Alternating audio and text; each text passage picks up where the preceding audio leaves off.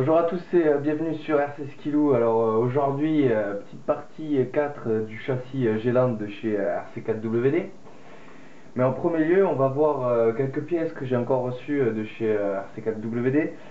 Donc des pièces qui vont aussi bien pour le châssis que pour le body. Alors on va voir ça. Tac, tac, tac. Donc des petites grilles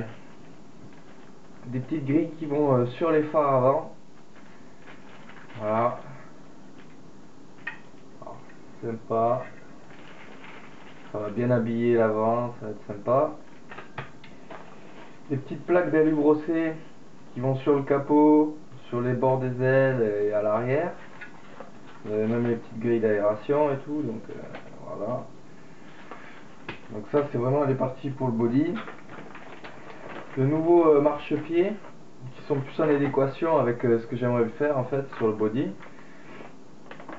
Donc ce sont les marchepieds qui passent par en dessous et non sur le bord du body. Donc voilà pour ce qui est de la carrosserie, les accessoires, des nouveaux accessoires de la carrosserie. Sinon pour accessoires du châssis, on va dire. Alors pour les roues, des nuts qui habilleront un peu mieux que les écrous, des petits nuts noirs, voilà, avec le petit outil pour pouvoir les visser. Ça c'est fait. Des petites boots pour normalement les suspensions, mais que je vais mettre sur les drive shafts. Comme un youtubeur qui m'avait préconisé ça pour protéger un peu les drive shafts, donc voilà, je vais faire ça. Des petits spacers à mettre en fait que je vais utiliser pour mettre en dessous de la transmission. Ce qui va me décaler, en fait je vais mettre une petite plaque d'alu, donc ça, je vais pouvoir positionner cette petite plaque d'alu juste en dessous du châssis, ce qui va protéger en fait les 4 links si je passe sur des rochers ou autre. Je mettrai sûrement aussi une plaque d'alu vers l'avant pour protéger la direction, les barres de direction. Et une nouvelle transmission en 75.1 de ratio, donc un ratio un peu plus rapide que celui d'origine. Donc en fait les spacers iront voilà ici là sur les 4 petites vis que vous voyez, 4 petits trous de vis que vous voyez là. Enfin, je sais pas si vous voyez bien, enfin, voilà. Donc voilà pour ce qui sont des nouvelles pièces. Donc de quoi faire encore. Hein. Voilà. Ah, j'ai oublié aussi des nouveaux pneus. Des nouveaux pneus et normalement des nouvelles jantes, donc elles n'étaient pas encore dispo mais elles devraient arriver. Alors des pneus 6 pics, voilà. Alors, spécial mode 6 pics, beaucoup plus large que les modes de base, voilà. Donc là en fait je les ai pris, c'est sûrement pour un autre projet de carrosserie, donc voilà, je n'en dis pas plus, hein, à découvrir dans le temps. Donc nickel. Et les jantes qui vont avec, mais elles sont pas encore arrivées. Sinon sur cette partie 4 du châssis, eh bien, on va voir un peu l'électronique que j'ai commencé à poser. Donc là vous pouvez voir j'ai l'habitacle en fait qui est posé à peu près comme il se doit. C'est pour voir en fait la place qui me reste à l'arrière au niveau du variateur et du récepteur. Il est pas évident parce que c'est vrai qu'il me reste pas beaucoup de place en fait. Je sais pas si vous pouvez voir, mais donc là j'ai utilisé le variateur de Castel, là, le SV2, qui est quand même pas mal en fait au niveau des options parce que c'est vrai qu'il peut faire moteur brushless, moteur brushed. Après il a des petites options sympas, donc comme par exemple le drag brake. Pour un moteur brushless en fait ça imite les roues libres d'un moteur brushed. Ce qui fait que les moteurs brushless en roue libre sont vachement fluides et donc avancent tout seuls dans une pente on va dire. Et avec cette option drag brake, on peut forcer ce roue libre et en fait c'est comme si ça avait du mal à avancer quoi, comme s'il y avait des tours, des bobines sur un brochet, pardon.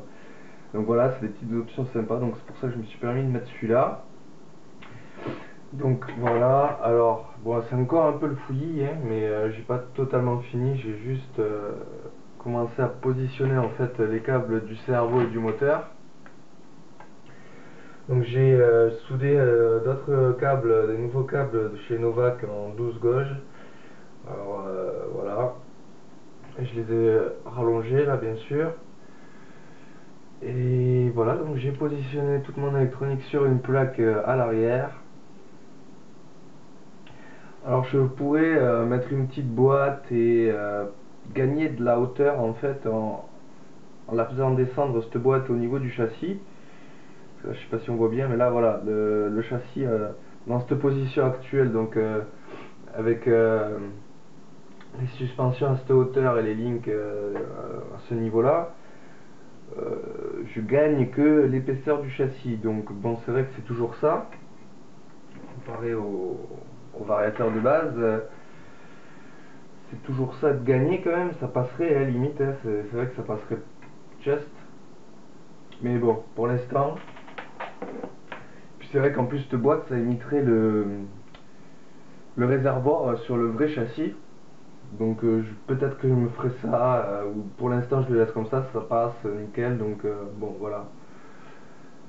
Donc ce que je vais faire aujourd'hui, c'était donc de faire la plastification donc de ce variateur d'origine de chez RC4WD. Donc je vous dis, on va commencer ça et je vous dis à tout de suite, hein. Une petite chose avant de passer au plastifiage. Euh, voilà, alors c'est par rapport à la winch de devant, donc au treuil. J'ai mis donc une petite batterie Lipo 2S, 800 mAh il me semble.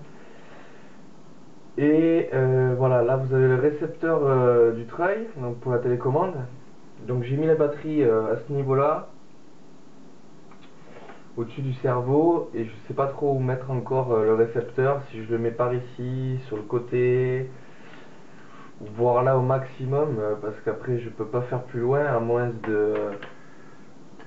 d'agrandir le fil du treuil, mais bon, ce qui n'est pas très possible non plus. Enfin, ça serait possible, mais bon, j'ai pas ce qu'il faut.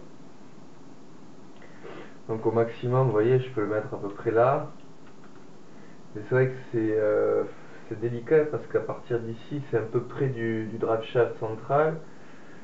Donc je sais pas trop encore où mettre ce récepteur là. Donc je verrai. Pour l'instant, peut-être qu'il se mettra carrément ici sur le moteur. Là, je peux pas le mettre sur la batterie, ça passe pas.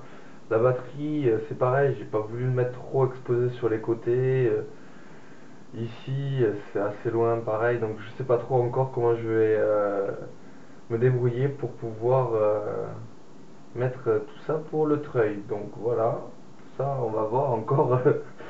Je verrai quand j'aurai une idée qui passera par la tête ou quoi. Donc voilà. Donc pour le plastifiage, alors on va sortir tout ça. Donc c'est une première. Hop là, c'est une première pour moi hein, au niveau du plastifiage. Donc j'ai regardé quelques vidéos sur YouTube ou autres. Bon, c'est pas. Voilà, donc là c'est le plastique liquide, le silicone liquide. Donc il y a rien de spécial à part le tremper dedans, faire attention et tout, à la manipulation, mais bon, on va voir, hein. Donc, hop.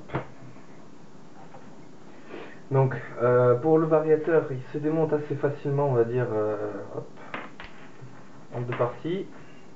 La coque du bas, voilà.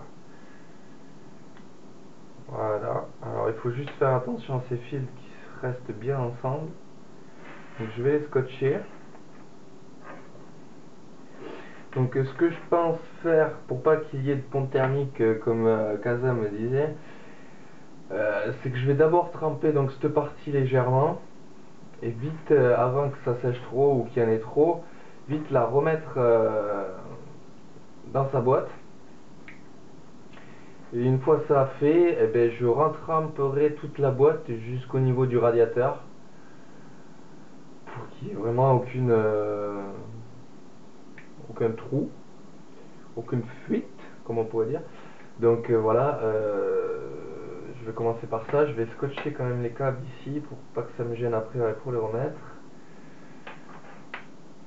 Alors du scotch, un petit bout de scotch. Hop là.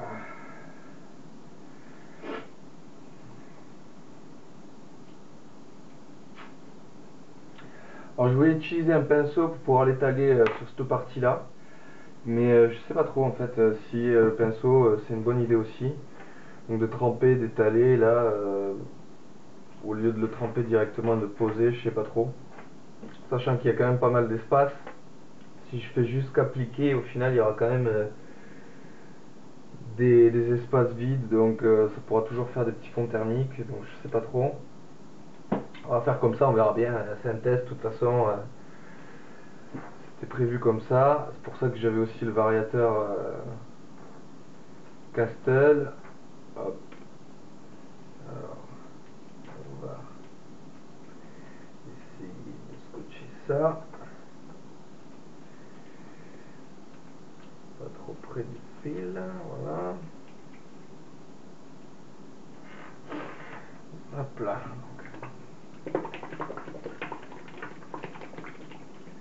Donc il faut faire attention, je sais pas si c'est corrosif comme produit, ça n'a pas l'air, il n'y a pas de croix. Donc pas obligé d'avoir des gants je pense, mais bon il faut faire attention quand même.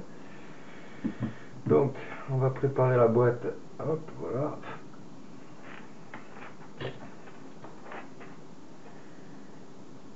Ce que je pense faire c'est remettre un coup de scotch, ouais,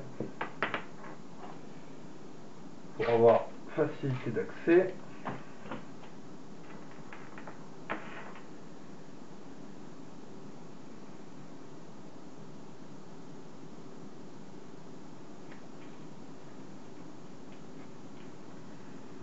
Voilà. Alors ça passe dans la boîte. Pardon, hein, je suis enrhumé. Je sors d'un gros rhume là. Donc ça passe dans la boîte. Il me semble. Sinon ben, je l'aurais étalé au perso, mais là il me semble que ça passe. Donc il me semble, mais non, il me semble pas. En fait ça ne passe pas. C'est dommage. Donc ben, on va l'étaler au pinceau, hein. Qu'est-ce que vous voulez que je vous dise?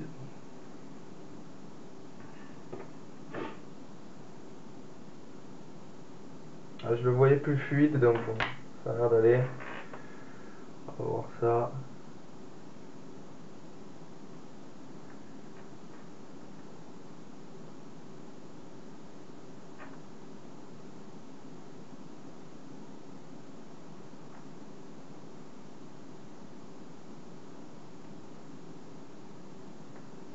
J'essaie d'en faire rentrer à l'intérieur parce qu'il y a un bon espace là, à ce niveau.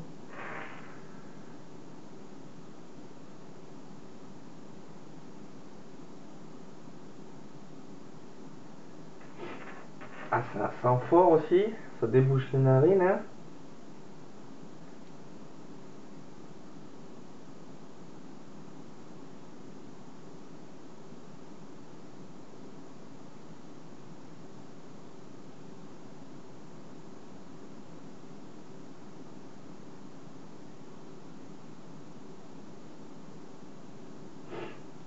Donc attendez, avant de procéder un peu plus longuement, je vais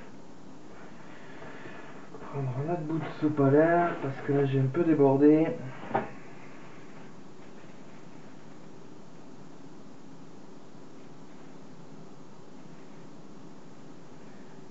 Des endroits qui vont être un peu gênants.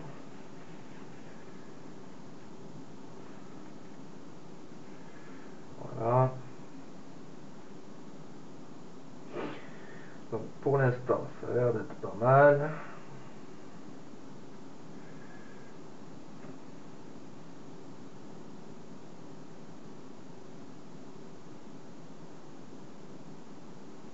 Donc là je tapote hein, pour pas abîmer, j'essuie pas, je peins, c'est pas comme si je peignais, hein, je tapote. Je chinche. Hein. Voilà. Sachant que bon après je vais en remettre autour de la boîte. Hein. Je ne dois pas abîmer le circuit non plus.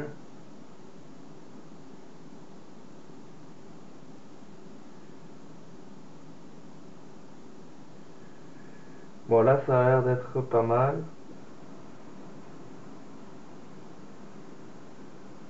J'aurais bien aimé aller un peu plus en fond là, mais je peux pas trop, donc bon, ça restera comme ça. Je vais essayer d'en mettre un peu plus ici à ce niveau là, voilà.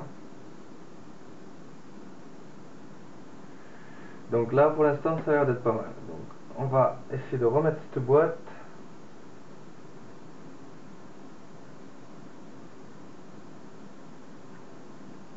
Voilà.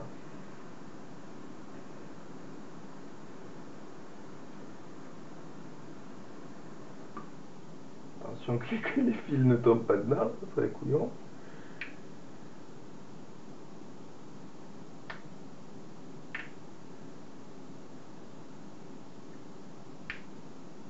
Pour l'instant ça a l'air d'être bon. Hop là, il fallait faire une bêtise. Donc je vais continuer à barbouiller tout ça. Ah, je déborde là, c'est pas bon.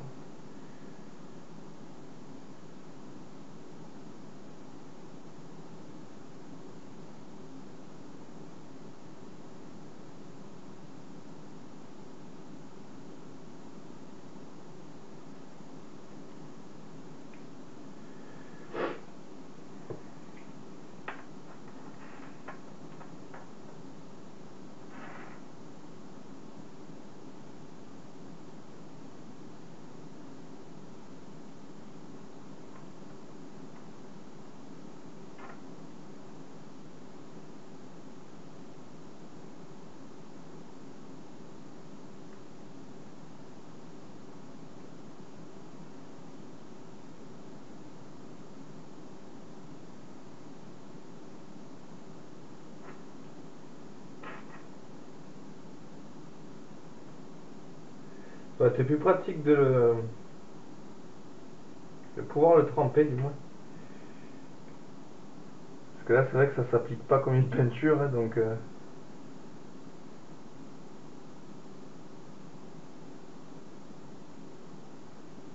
et au moins une fois trempé, il n'y aurait pas eu de... Enfin, ça serait inséré un peu partout, alors que là c'est vrai que c'est délicat. Alors de retour sur le variateur et le plastifiage. Donc ça dure pas mal longtemps à sécher, hein, ça met assez de temps, là, ça fait une demi-heure déjà. Et c'est pas encore tout à fait sec. Donc en plus ça varie selon la température de la pièce, donc ça doit être quand même assez long. Sachant qu'en plus il faut réitérer l'opération hein, une à deux fois, voire trois, ça dépend de la quantité qu'on met. Donc pour le résultat pour l'instant et pour le test du fonctionnement, je suis désolé mais on va attendre prochaine vidéo. Parce que là je vais pas pouvoir vous le montrer tout de suite. Sachant qu'il commence à se faire tard en plus. Donc soit demain, soit après-demain, je vous montrerai le résultat. Après, ce qui peut être pas mal, donc si ça marche bien, que c'est vraiment pas conducteur, au niveau des batteries LiPo, sachant que normalement les batteries LiPo, on va dire, sont waterproof dans le sens où tant qu'elles sont pas percées, il n'y a pas de contact avec l'eau. Les seuls contacts potentiels avec l'eau, c'est donc les bords des prises et là où il y a les fils qui sortent. Donc ce qui peut être pas mal, si ce produit marche bien, de plastifier, c'est vraiment juste plastifier en fait autour de la sortie des fils, les bords des prises, pour pas que l'eau s'insère à l'intérieur. Même si l'eau s'insère à l'intérieur, du moins sur les prises Traxas, et voire même les prises DIN, les deux pins sont bien séparés. Donc il n'y aura pas forcément d'arc électrique entre les deux. Donc après ça peut être vraiment entre les deux prises à la connexion. Donc après ça c'est aussi à test sur les lipos pour vraiment finir de bien sécuriser une lipo, mettre la sortie des fils et un peu au bout des prises. Donc sur ce, le résultat sûrement dans la prochaine vidéo. Donc j'espère que ça vous aura plu, merci de m'avoir regardé. Et je vous dis donc à la prochaine vidéo. Allez, ciao.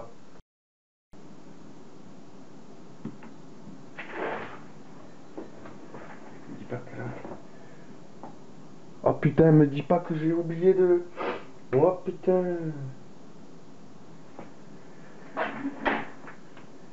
Qu'est-ce que c'est casse-couille ça?